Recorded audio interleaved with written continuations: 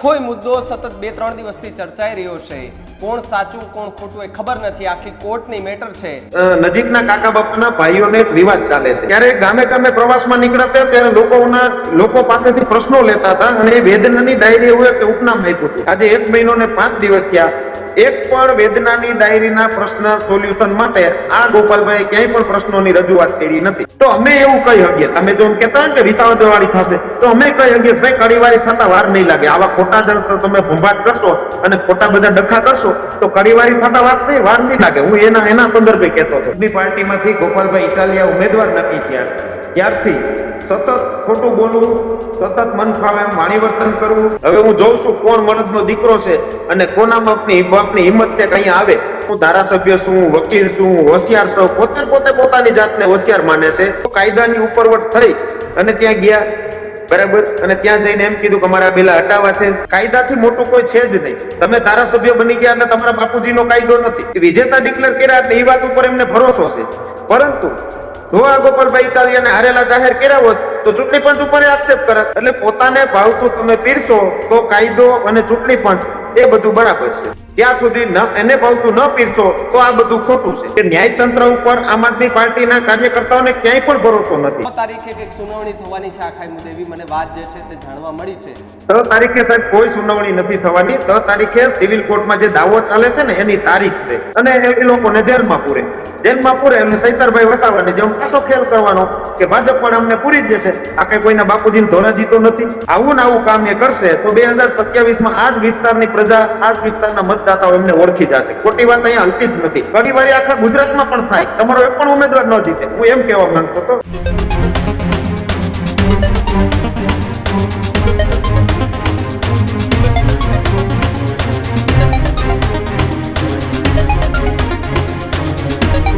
નમસ્કાર, આપ જોઈ રહ્યા છો ન્યૂઝ રૂમ અને આપની સાથે હું છું ભાવિક.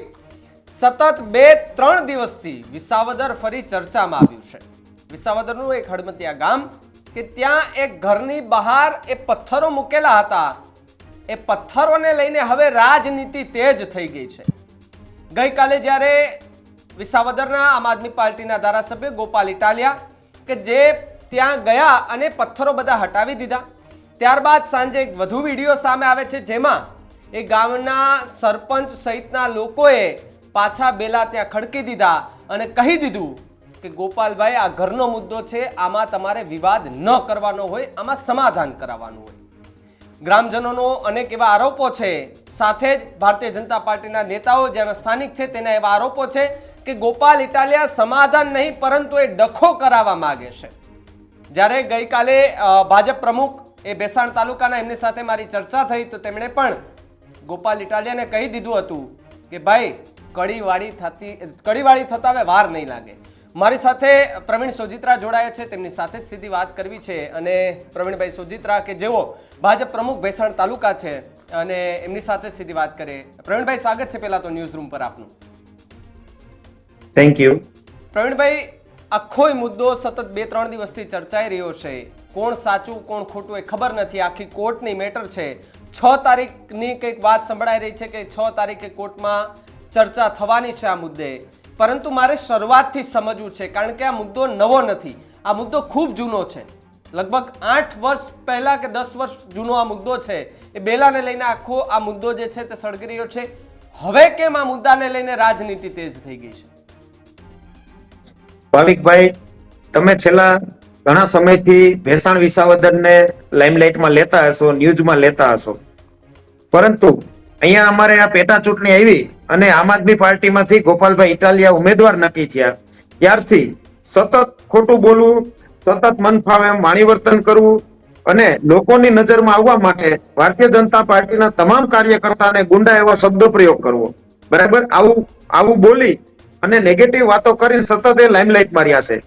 એ દરમિયાન ચૂંટણી પૂરી થઈ જ્યારે ચૂંટણી લડતા હતા ત્યારે ગામે ગામે પ્રવાસમાં નીકળતા ત્યારે લોકો પાસેથી પ્રશ્નો લેતા હતા અને એ વેદનાની ડાયરી એવું એક ઉપનામ આપ્યું હતું.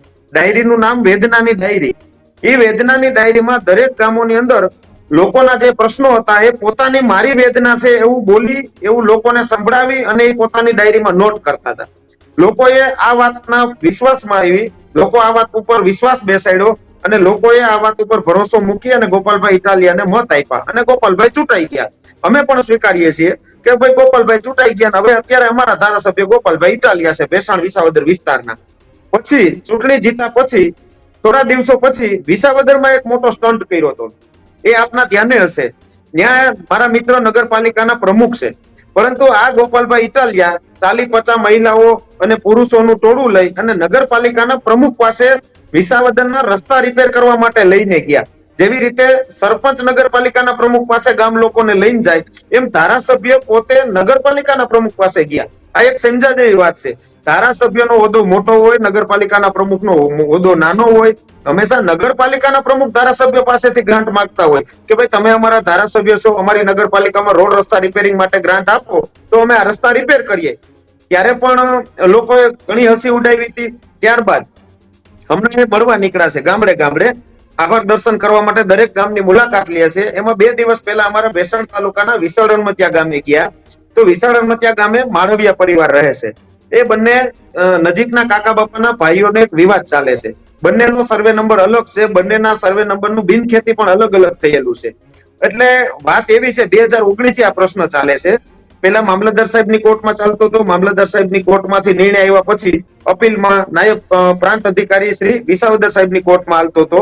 તો વિસાવદર પ્રાંત અધિકારી સાહેબે હુકમ કરેલો છે કે બંનેનું બિનખેતી અલગ હોય.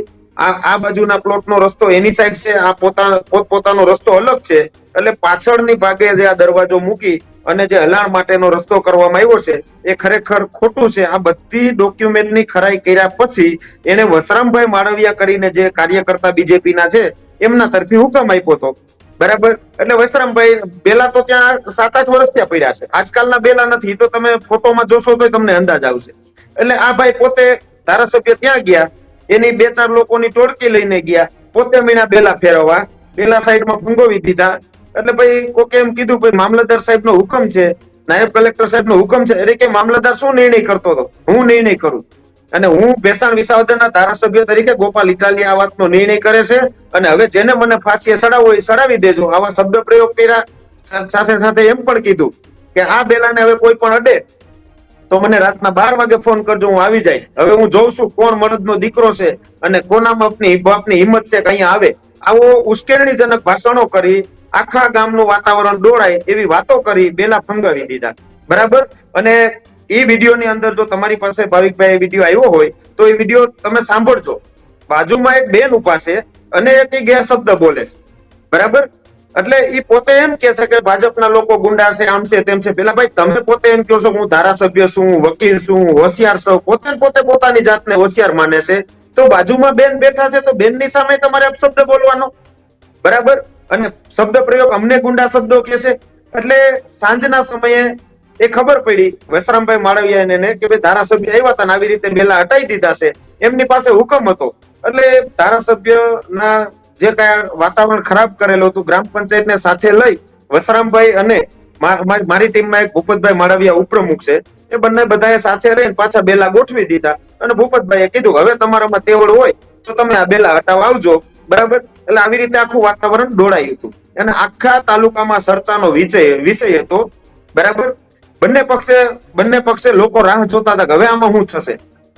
પછી આજના દિવસે આમ આદમી પાર્ટીના કાર્યકર્તાઓ અહીંયા સ્થળ ઉપર ગયા, પોલીસ પણ હાજર હતી અને ત્યાં જઈ અને બેલા હટાવવાની વાતો કરી.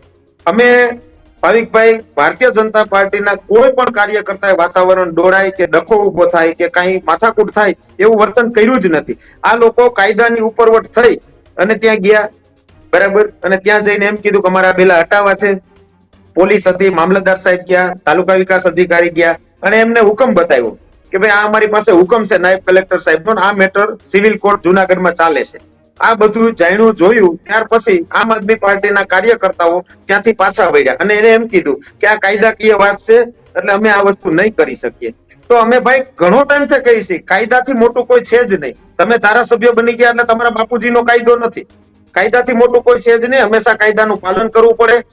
આ આમ આદમી પાર્ટીની ટીમની એક આદત છે. આ ગોપાલભાઈ ઇટાલિયાને ચૂંટણી પંચે વિજેતા ડિક્લેર કર્યા તો એમને વિજેતા ડિક્લેર કર્યા એટલે એ વાત ઉપર એમને ભરોસો છે. પરંતુ જો આ ગોપાલભાઈ ઇટાલિયાને હારેલા જાહેર કર્યા હોત તો ચૂંટણી પંચ ઉપર આક્ષેપ કરત. એટલે પોતાને ભાવતું તમે પીરશો તો કાયદો અને ચૂંટણી પંચ એ બધું બરાબર છે, ત્યાં સુધી એને ભાવતું ન પીરશો તો આ બધું ખોટું છે. મતલબ મારો એ કે ગોપાલ ઇટાલિયા જીતી ગયા એ માટે થઈને તમને એવું લાગે છે કે આવું જે કરે છે એ ખોટું કરે છે? કદાચ ભારતીય જનતા પાર્ટીના ઉમેદવાર કિરીટભાઈ પટેલ કદાચ જીતી ગયા હોત અને એ આવું કરતા તો તમે એવું કહેત કે ભાઈ એ સાચા હતા એ માટે આવું કરે છે? મારો કહેવાનો મતલબ એ હતો કે ન્યાયતંત્ર ઉપર આમ આદમી પાર્ટીના કાર્યકર્તાઓને ક્યાંય પણ ભરોસો નથી. હું તમને ભાવિકભાઈ એમ કહેવા હું તમને એમ કહેવા માંગુ છું કે ગોપાલભાઈ ઇટાલિયા જીતા અને ચૂંટણી પંચે એને વિજેતા ડિક્લેર કર્યા એટલે ગોપાલભાઈને સંપૂર્ણ ભરોસો છે કે ભાઈ ચૂંટણી પંચ ન્યાયિક છે. પરંતુ સંજોગો વરસાદ જો ગોપાલભાઈ હાર્યા હોત અને બીજા ઉમેદવાર જીતા હોત તો એમ કે આ ચૂંટણી પંચ ભાજપનું ભાજપથી દબાય છે, ભાજપનું ટૂંકમાં ભાજપનું જ કયું કરે છે, ભાજપ બોલે એટલા જ બોલે છે, આવા આક્ષેપો કરત. એટલે હું કહેવા એમ માંગુ છું કે આને પોતાને ભાવતી વસ્તુ પીરશો તો ચૂંટણી પંચ કાયદો વ્યવસ્થા સાચી, બાકી બધું ખોટું. જે કાયદાકીય પ્રક્રિયાની જે વાત કરવામાં આવી, લગભગ 6 તારીખે કંઈક સુનાવણી થવાની છે આખા મુદ્દે, એવી મને વાત જે છે તે જાણવા મળી છે. 6 તારીખે સાહેબ કોઈ સુનાવણી નથી થવાની. 6 તારીખે સિવિલ કોર્ટમાં જે દાવો ચાલે છે ને એની તારીખ છે, એ કોઈ સુનાવણી નથી. પરંતુ આજે એવું થયું ભેખડે ભરાઈ ગયા હતા એટલે એને ત્યાંથી પાછું વળવું હતું તો એની પાસે કઈ જવાબ નહોતો. સરકારી અધિકારી શ્રીઓએ કાગળો બતાવ્યા, પછી એ ગામની અંદર એને ખેલ તો પાડી દીધો, ચેલેન્જો પણ કરી દીધી, પરંતુ હવે ત્યાંથી પાછું વળવું હોય તો શું કરવું? 6 તારીખે કોર્ટની તારીખ છે, પછી પણ તારીખો પડશે. 6 તારીખે કોઈ પણ પ્રકારની સુનાવણી નથી એટલે એની અંદર પાછા વળવા માટે એને સહેલો એવો શબ્દ પ્રયોગ કર્યો કે 6 તારીખે સુનાવણી છે એટલે અમે અહીંયાથી પાછા વળીએ. પણ હું ભાવિકભાઈ એમ કહેવા માંગુ છું કે સુનાવણી ને એ બધું તો કોર્ટ પ્રક્રિયા છે, તમે જાણો છો. પણ તમે પોતે એવું કહો છો હું પોતે એડવોકેટ છું અને તમે પોતે આવી ભૂલો કરો તો આ ક્યાં અંશે વ્યાજબી છે? ચોખ્ખું નજર સામે દેખાઈ આવે છે કે ગોપાલભાઈ બે પ્રકારની વાત કરે છે. પોતે એડવોકેટ છે, પોતે હોશિયાર છે, તો પોતે જ કેમ આવી ભૂલો કરે છે? બધું દેખાઈ આવે છે અને ધીમે ધીમે ગોપાલભાઈ જે કઈ ખોટું બોલીને આ ચૂંટણી જીતાશે એ બધું હવે બહાર આવતું જાય છે. આજે 1 મહિનો ને 5 દિવસ થયા પોતે જાહેર થયા ધારાસભ્ય તરીકે. આજે 1 મહિનો ને 5 દિવસ થયા, એક પણ વેદનાની ડાયરીના પ્રશ્ન સોલ્યુશન માટે આ ગોપાલભાઈ ક્યાંય પણ પ્રશ્નોની રજૂઆત કરી નથી.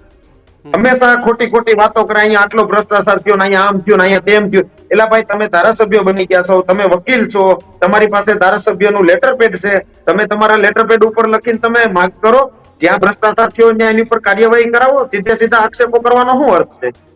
તો તમને લાગે છે કે જે ગોપાલ ઇટાલિયા જે ભ્રષ્ટાચારના આરોપો લગાવે છે એ સાચા છે? તદ્દન ખોટા છે, તદ્દન ખોટા છે. દાખલા તરીકે એને દરેક ગામની અંદર 2-4 દિવસ પહેલા એક પણ વિડીયો બનાવ્યો હતો જ્યાં સરપંચો એમની સાથે નહોતા, ઈ ગામના સરપંચોનો વિડીયો બનાવ્યો હતો અને એને પણ પૂરતી માહિતી નથી. આપણે બજેટની અંદર માંગણી કરતા હોય કે આ ગામની અંદર લેબર માટે 20 લાખ રૂપિયાની જરૂરિયાત છે એટલે સરકાર મંજૂર કરતી હોય. નરેગાની અંદર 20 લાખ રૂપિયા સરકારે મંજૂર કર્યા એટલે 20 લાખ રૂપિયા વપરાઈ ગયા એવું ન હોય. પછી જેટલા મજૂરો કામે ગયા એ મજૂરોના ખાતામાં DBT, direct bank two transfer payment એમના ખાતામાં જમા થતું હોય. 6 થી 7 લાખ રૂપિયાનો એ વર્ષે ખર્ચો થયો હોય તો 7 લાખનો જ ખર્ચ પડ્યો હોય, બાકીની સરકાર ગ્રાન્ટ સરકારમાં જ પડી હોય. તો ગોપાલભાઈ તો એવું બોલી ગયા કે ભાઈ અહીંયા આટલો ભ્રષ્ટાચાર થયો છે, અહીંયા આટલો ભ્રષ્ટાચાર થયો એમ કરીને મોટા આંકડા બોલી ગયા. ભાવિકભાઈ, અમારી પાસે લિસ્ટ છે, બરાબર, ગામ વાઇઝનું લિસ્ટ છે. અને આ 25 તારીખે એ છે ને જિલ્લા પંચાયતના ગેટ ઉપર સોશિયલ મીડિયામાં વિડીયો બનાવ્યો હતો, બરાબર. એમાં ભેસાણ તાલુકાના ઘણા ગામના નામ લીધા હતા. એ એવા ગામો હતા કે જ્યાં સરપંચો એમની સાથે નહોતા. 1-2 ગામના સરપંચ એમની સાથે હતા, એ ગામના એને નામ નથી લીધા. એટલે આવી રીતે એ ટાર્ગેટ સાથેની રાજનીતિ કરે છે. મારો કહેવાનો મતલબ એવો જ છે કે તમે હવે ધારાસભ્ય થઈ ગયા, તમે કોઈ એક પક્ષના ધારાસભ્ય નથી, આખા વિસ્તારના ધારાસભ્ય છો. આખા વિસ્તારના વિકાસ માટે હું ભારતીય જનતા પાર્ટીના પ્રમુખ તરીકે તમને મીડિયા થ્રુ કહું છું કે અમારા તાલુકા પંચાયતના પ્રમુખ, જિલ્લા પંચાયતના સભ્યો મળીને તમ તારે કામ કરીશું. આપણા વિસ્તારનો વિકાસ થતો હોય, વિસ્તારનું સારું થતું હોય, કોઈ રાજકીય રાગદેશ નહીં. હવે ચૂંટણી પતી ગઈ છે, બધો વિષય પૂરો. જ્યાં સહકારની જરૂર પડે ત્યાં હું પાર્ટીના પ્રમુખ તરીકે કહું છું કે અમારા જિલ્લા પંચાયતના સભ્ય કુમારભાઈ બસિયા, જિલ્લા પંચાયતના સભ્ય લાભુબેન ગુજરાતી અને તાલુકા પંચાયતના પ્રમુખ ગાંડુભાઈ કથિરિયા અને એની ટીમ જ્યાં પણ જરૂર પડશે ત્યાં અમે ગોપાલભાઈની સાથે રહી વિકાસના કામે કોઈ પણ જગ્યાએ એક પણ પ્રકારની રાજનીતિ નહીં કરીએ, સાથે મળીને આયોજન કરશું અને વિસ્તારનો વિકાસ કરીશું. પ્રવીણભાઈ, હવે ભાઈ આજે મારી પાસે લિસ્ટ છે, આ લિસ્ટ છે. આ 25 તારીખનો વિડીયો તમે જોશો, એને બેફામ એને આક્ષેપો કર્યા હતા. એમાં ભેસાણ તાલુકાનું છોડવડી ગામ તળાવ ઊંડું કરવા માટે એને 22 લાખ રૂપિયાની મૂળ રકમ 22,14,503 રૂપિયાની મંજૂર કરી હતી સરકારે. સામે 15,11,813 રૂપિયા 2 વર્ષમાં ખર્ચ થયો છે. તો એ 22 લાખ રૂપિયા ભ્રષ્ટાચાર ન ગણાય. 15 લાખ રૂપિયા એ ડાયરેક્ટ મજૂરના ખાતામાં પૈસા ગયા છે. એવી રીતે ઉમરાળી ગામ, ત્યાં 17,56,000 જેવી રકમ સરકારે મંજૂર કરી હતી. એની સામે જેટલા મજૂરો કામે ગયા એ મજૂરોના ખાતામાં 11,06,000 રૂપિયા ગયા છે. એ બધું ઓન પેપર હોય. અને આ નરેગાનું payment direct to bank, DTB, direct to બેંકના ખાતામાં જતું હોય.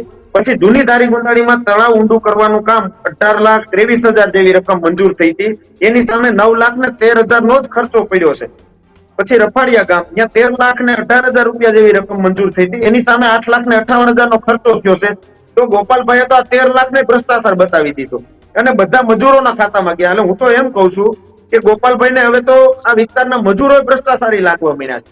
આમાં કોઈ ભાજપનો નેતા નહોતો, કોઈ તાલુકા પંચાયતનો પ્રમુખ નહોતો. ડાયરેક્ટ મજૂર કામે ગયા ને મજૂરના ખાતામાં સરકારે સીધા મજૂરના ખાતામાં જ પેમેન્ટ નાખ્યું છે.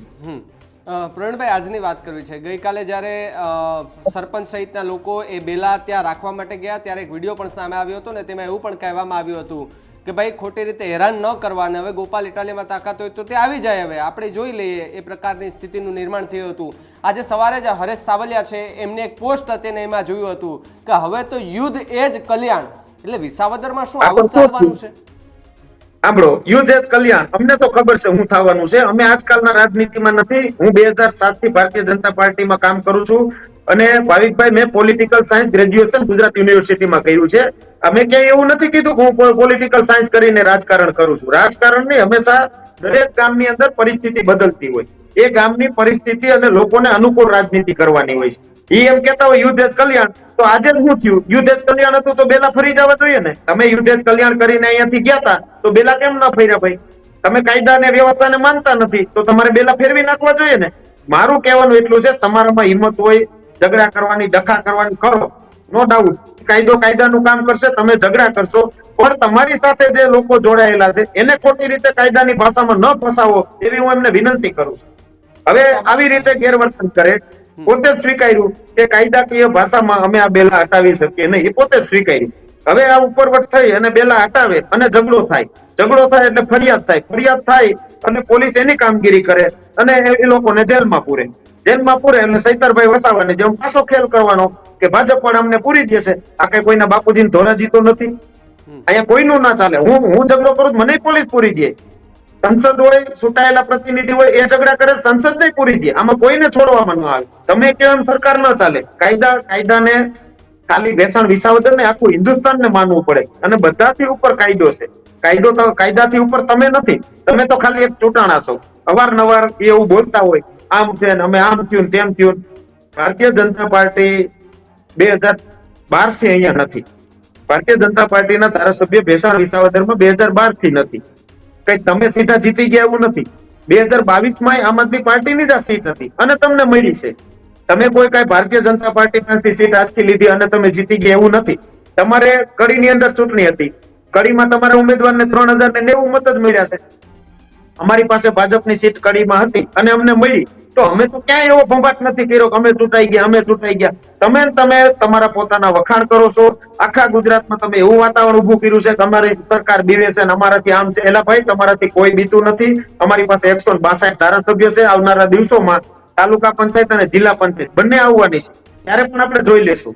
હું મારા વખાણ મનું કરવા અને વિસ્તારમાં જ્યાં આવે ત્યાં વાતાવરણ દોડવાનો પ્રયત્ન કરું તો લોકો તો બંને તરફી જતા હોય છે. પરંતુ આવું કામ એ કરશે તો 2027 આ જ વિસ્તારની પ્રજા, આ જ વિસ્તારના મતદાતાઓ એમને ઓળખી જશે. ખોટી વાત અહીંયા હલતી જ નથી.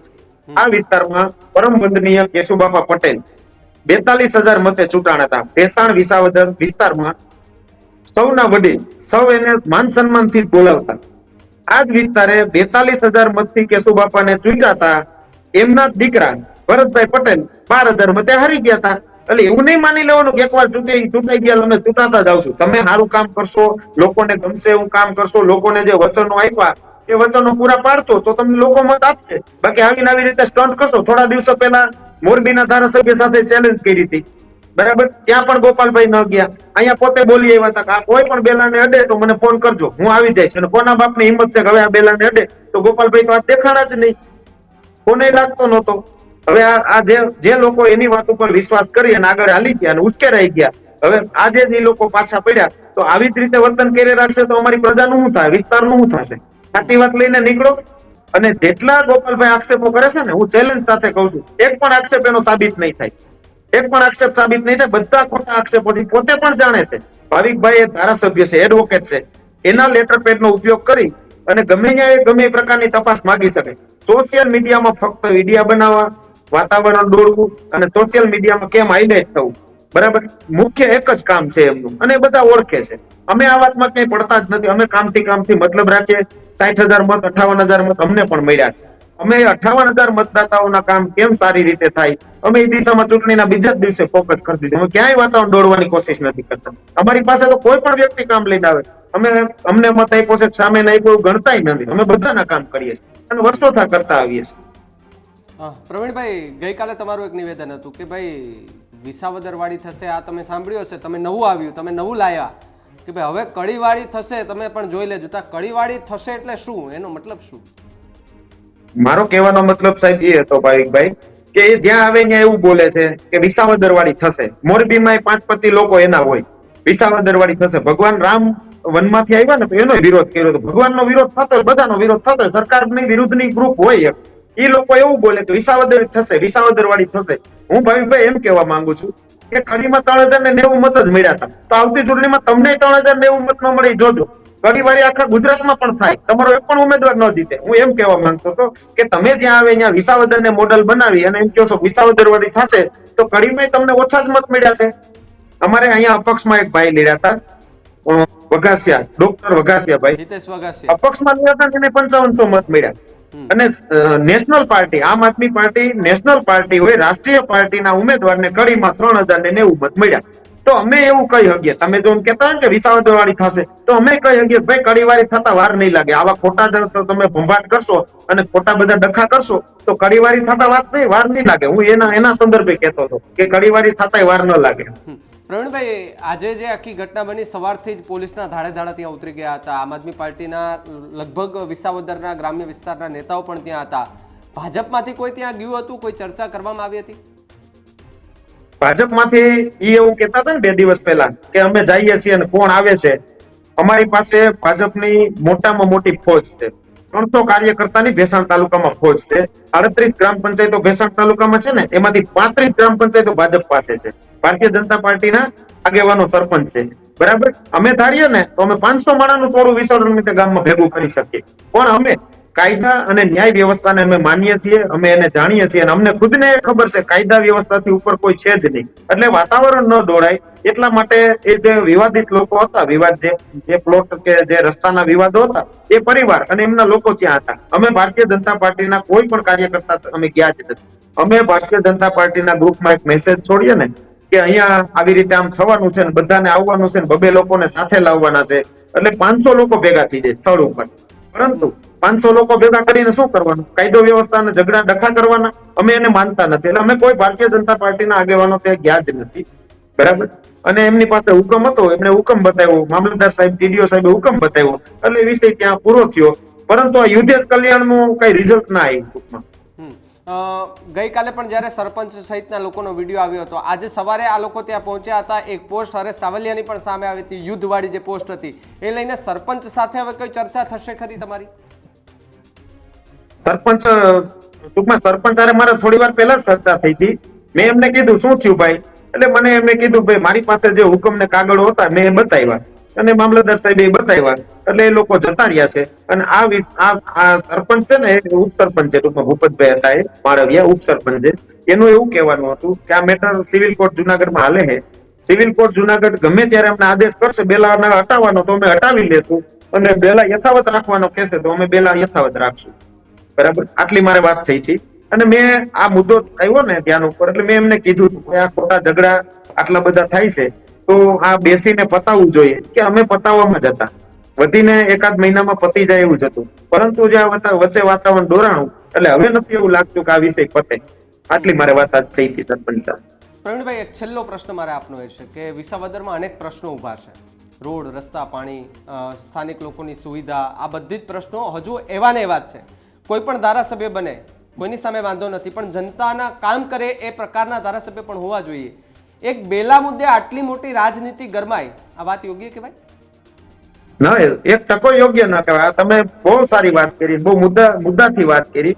હું તમને ભાવિકભાઈ એ કહું, બધે ઈગો ટકરાવો, બધે ચેલેન્જ કરવી એ જરૂરી નથી. હું તો એમ કહું છું કે અમે ભારતીય જનતા પાર્ટીના સૌથી વધારે જિલ્લા પંચાયતના સભ્યો અમારી પાસે છે, તાલુકા પંચાયત, નગરપાલિકા પ્રમુખો અમારી પાસે. અમે જે કામ કરીએ એનાથી પણ વધારે કામ કરી અને ધારાસભ્ય ગોપાલભાઈ ઇટાલિયાને બતાવી દેવું જોઈએ કે ભારતીય જનતા પાર્ટીના કાર્યકર્તા કરતા પણ હું વધારે કામ કરું છું. આવી હોડ હોવી જોઈએ, આવી એક ટૂંકમાં એકાબીજાને આવી કોમ્પિટિશન હોવી જોઈએ. જી પ્રવીણભાઈ, ખૂબ ખૂબ આભાર અમારી સાથે જોડાવા બદલ, વાત કરવા બદલ. તો જે પ્રમાણે થેન્ક યુ. વિસાવદરના એ હડમતિયા ગામે જે વિવાદ ખૂબ ચરમસીમાએ ગયો અને આ વિવાદ એટલી હદે ગયો કે ગુજરાતભરમાં ચર્ચા થઈ.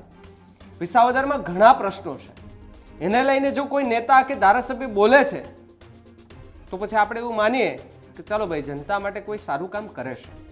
પરંતુ અહીંયા એક બેલા મુદ્દે, પથ્થર મુદ્દે જો એટલી મોટી રાજનીતિ ગરમાતી હોય તો આ જરાય યોગ્ય વાત ન કહેવાય. વાત કોર્ટની છે, કોર્ટ જે પણ હુકમ આપે, જે પ્રમાણે સામેના પક્ષે કહ્યું કે કોર્ટ જે પણ હુકમ આપે કે ભાઈ પથ્થર અહીંયાથી ઉપાડી લ્યો, એ ઉપાડવા માટે તૈયાર છે.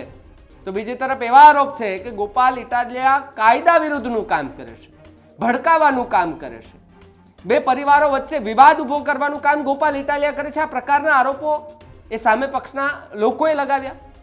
સરપંચે ગઈકાલે પણ જે પ્રતિક્રિયા આપી હતી, ત્યારબાદ એ અનેક પ્રતિક્રિયાઓ સામે આવી. આજે પણ સવારે આપણે જોયું કે ગ્રામ્ય વિસ્તારમાં, એ ગામમાં પોલીસના ધાડે ધાડા ઉતરી ગયા અને ત્યારબાદ એ આરોપ પ્રત્યે આરોપની રાજનીતિ ફરી એકવાર આજના દિવસે ગરમાઈ હતી. પરંતુ 6 તારીખે જે તારીખ છે એ કોર્ટમાં તારીખ છે ને, એ તારીખની અંદર સુનાવણી થાય છે ને એમાં શું ચુકાદો આવે છે એના પર સૌ કોઈની નજર છે. બાકી બેલા મુદ્દે તો શું રાજનીતિ ભાઈ. પરંતુ અહીંયા તો ગુજરાત છે ને, એમાંય ખાસ કરીને વિસાવદર છે, અહીંયા તો અનેક એવા મુદ્દા છે કે જેની ઉપર રાજનીતિ થઈ જાય. અને મુદ્દા કેવા કે ન તો કોઈને સમજાય કે ન તો કોઈને મગજમાં બેસે એવા મુદ્દે પણ જો રાજનીતિ ગરમાતી હોય તો ગુજરાતના રાજકારણ માટે શું ખરેખર યોગ્ય વાત કહેવાય? મારી વાત સાથે કેટલા સહમત છો કમેન્ટ બોક્સમાં ખાસ લખજો. જોતા રહેજો ન્યૂઝ રૂમ. નમસ્કાર.